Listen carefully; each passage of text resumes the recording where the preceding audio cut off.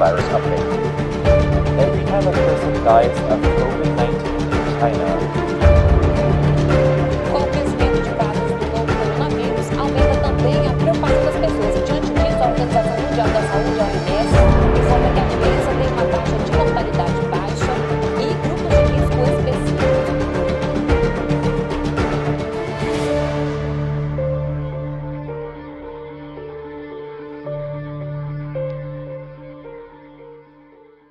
Olá a todos, Jorge Dantas, pneumologista. Vamos falar um pouquinho aqui de asma e Covid-19, os assuntos principais, tentar fazer uma aula enxuta e direta para vocês com os pontos mais polêmicos desse assunto. Para iniciar, é importante vocês saberem que a asma é uma doença extremamente prevalente na nossa comunidade e infecções respiratórias virais é uma causa frequente de exacerbação da asma. Então, muitos pacientes de asma podem descompensar pelo Covid-19. Esse paciente, o asmático, o DPOC, com outras doenças estruturais do pulmão, fazem parte do grupo de risco. Eles podem evoluir com uma forma mais grave do Covid-19. Todos esses pacientes necessitam receber a vacinação para a influenza e também para o pneumococo. Agora vamos entrar aqui nesses pontos mais duvidosos com relação às medicações do tratamento da asma. O paciente com asma necessita, na maioria das vezes, usar o corticoide inalatório, porque faz parte do tratamento de manutenção desse paciente. Então, o paciente que já vem usando o corticoide inalatório como tratamento de manutenção não deve ser suspenso. Suspender essa medicação pode desencadear uma crise grave, uma descompensação grave nesse paciente. Então, o corticoide inalatório deve ser mantido nos pacientes que vêm usando como tratamento de manutenção.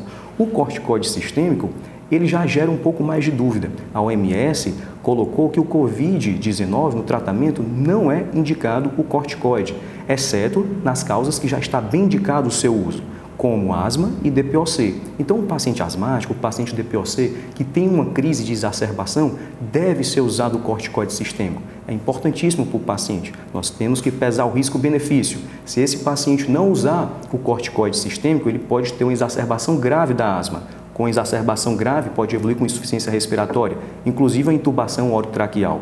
Então, temos que usar o corticoide sistêmico nesse caso. Normalmente, 40 a 60 miligramas por 7 dias já é o suficiente para esse tipo de paciente. Continuando, os broncodilatadores. Gera muita dúvida.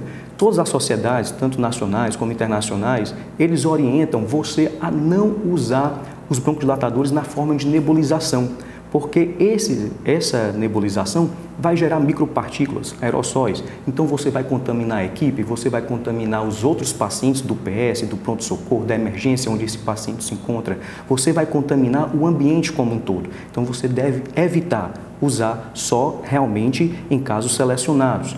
Então, o que é que você vai usar nesses pacientes, já que você não vai poder usar a nebulização? Você vai usar as famosas bombinhas, os inaladores dosimetrados. Aí você pergunta, como é que o paciente vai conseguir, pelo desconforto respiratório, sincronizar o dispositivo inalatório? Ele não vai conseguir por conta da taquipneia, do desconforto.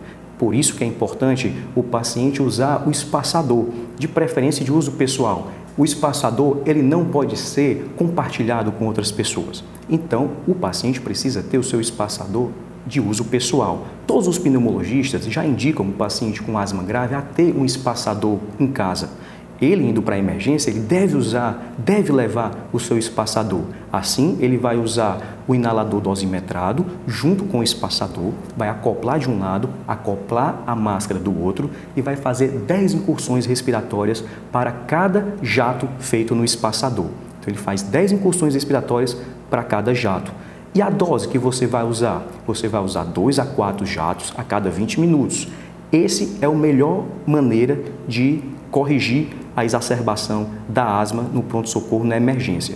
Caso você não tenha disponível nem a bombinha, o dosimetrado e nem o espaçador, você vai ter que pesar o risco-benefício para fazer a nebulização.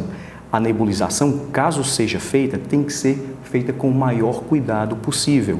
O paciente tem que, de alguma maneira, tentar estar o mais isolado possível dos outros pacientes, porque se você fizer o aerosol, você vai contaminar a equipe e vai contaminar o paciente ao lado. Então, se precisar usar, pese o risco-benefício, coloque o paciente o mais isolado possível, a equipe o mais paramentada possível, adequadamente, e colocar a máscara o mais colado possível no rosto do paciente, na face do paciente, para que não saia e nem gere muitos aerosóis para o ambiente. Então, de maneira geral, evitar fazer só em casos selecionados. As referências, é importante você entrar no site do GINA, lá você vai ter tirar algumas dúvidas que você possa ter com relação à asma e com relação ao Covid-19. E o site da Sociedade Brasileira de Pneumologia. Quero agradecer a presença de todos e é importante vocês terem o máximo de conhecimento possível para que todos juntos conseguimos fazer o melhor para os nossos pacientes nessa época de pandemia.